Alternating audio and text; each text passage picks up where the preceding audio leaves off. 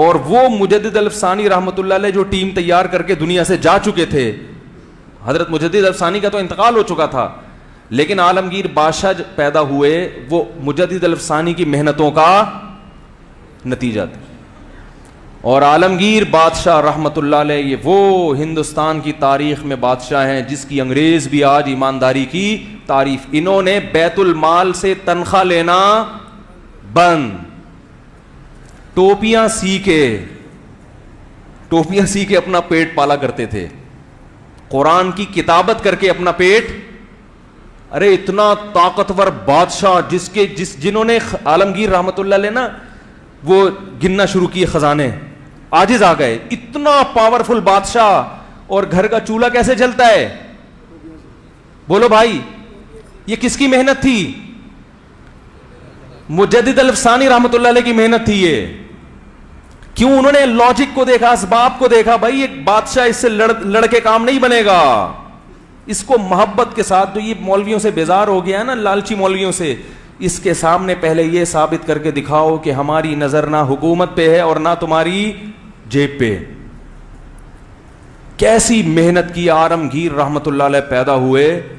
ایک عالمگیر جو خود کھاتے تھے نا ابلے ہوئے چاول اور دال، وہ ملازمین، شاہی خاندان کے جو ملازمین تھے وہ بھی وہی کھایا کرتے تھے. ایک دفعہ ایک شاہی جو محل کا ملازم تھا، اس نے وہ دال اور پتہ نہیں پھیکے سے چاول کھائے نا، تو اس کو غصہ آ گیا کہ میں حکومت کا اتنے بڑے منصب پہ آدمی اور مجھے کھلایا گیا جا رہا ہے. غضبناک ہو گیا اور عالمگیر رحمۃ اللہ علیہ کے پاس لے کر آیا وہ کھانا، اور احتجاج کیا کہ میں آج کے بعد یہ کھانا، بھائی جو صدر کے ساتھ بیٹھتا ہے اس پہ بھی تو کچھ اثرات آنے چاہیے نا. یہ کھانا تو بادشاہ کے ملازمین کا تھوڑی ہے. بھائی گورنر ہاؤس میں بھی دال چاول ملیں گے تو وہ گورنر ہاؤس کس بات کا ہو گیا؟ جنت میں بھی بعض لوگ، ایک آدمی کو خواب آیا تھا دال چاول والا، پتہ ہے وہ آپ کو؟ چلیں چھوڑیں، وہ پھر کسی اور وقت سناؤں گا. ایک آدمی کو خواب آیا جنت میں دال چاول مل رہے ہیں اور جہنم میں دیگیں. تو اس نے پوچھا یہ کیا ماجرا ہے؟ تو فرشتوں نے کہا اب 4 آدمیوں کے لیے دیگ پکائیں کیا ہے بھائی؟ وہ 4 آدمی کون ہیں وہ آپ کو پتہ ہی ہوں گے. تو نتیجہ کیا نکلا ہے کہ عالمگیر بادشاہ پیدا ہوئے. وہ ٹوپیوں کو سی کے اور یہ چھوٹے موٹے کام کر کے اپنا، وہ کہتے ہیں بیت المال سے 1 روپیہ نہیں لوں گا میں. تو وہ ایک ملازم آیا کھانا لے کے کہ یہ کھانا میرے حلق میں نہیں اتر رہا. تو انہوں نے کہا اچھا ایسا کرو، یہ کھانا لے کے ہندوستان کی عوام کے پاس جاؤ، پبلک کے پاس، اور بولو یہ ایک نوالا اس میں سے کھایا اور کہا کہ یہ عالمگیر کا بچا ہوا کھانا ہے، اور پھر اس کی بولی لگاؤ. ٹھیک ہے، یہ وہ کھانا ہے جو عالمگیر کے محل میں کھایا جاتا ہے، اس کی بولی لگاؤ. کروڑوں روپے میں وہ کھانا بکا ہے. اس نے کہا میں یہ سوکھا کھانا کھا کے لوگوں کے دلوں پہ حکومت کر رہا ہوں. اتنی محبت تھی عالمگیر بادشاہ کے لوگوں کے دلوں میں، اتنی محبت. اور عالمگیر بادشاہ نے، عالمگیر رحمت اللہ علیہ نے پھر ہندوستان کے قانون کو دوبارہ سے نئے سرے سے مرتب کیا، اسلامی قانون نافذ کیا. کیسے؟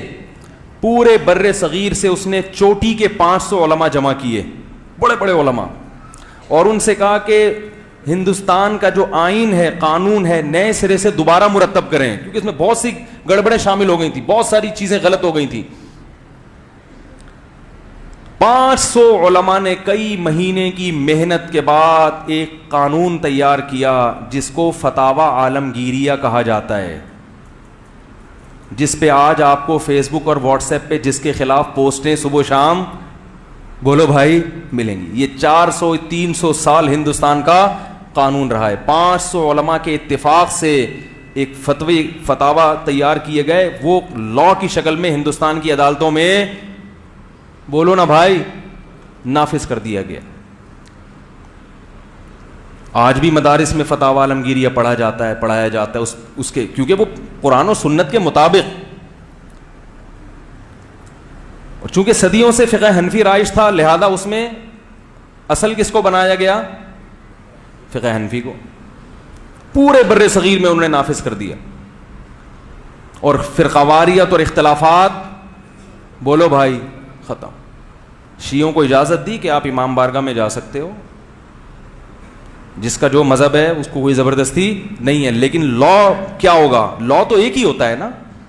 لا یہ تھوڑی ہوتا ہے ان کے لیے الگ عدالت ہو, ان کے لیے الگ عدالت ہو, اس کے لیے الگ عدالت ہو, وہ الگ فرقے کا ہے اس کے لیے وہ گرین والے کی عدالت ہرے کلر کی ہوگی, وائٹ والے کی عدالت.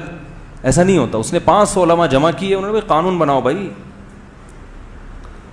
تو میں آپ سے عرض کر رہا تھا, دیکھو یہ مجدد الفسانی نے جو کام کیا لاجک کے مطابق کیا نا, اور کتنا بڑا انقلاب لے آئے. آج ہم مسلمان ہیں مجدد الفسانی رحمۃ اللہ علیہ کی محنتوں کی وجہ سے. کیونکہ جب حکومت خراب ہوتی ہے اور حکومت ملک کو سیکولر اسٹیٹ بنا دیتی ہے تو 50 یا 100 سال کے بعد اسلام کا نام و نشان ختم ہو جاتا ہے. بچتے ہیں بہت تھوڑے سے لوگ.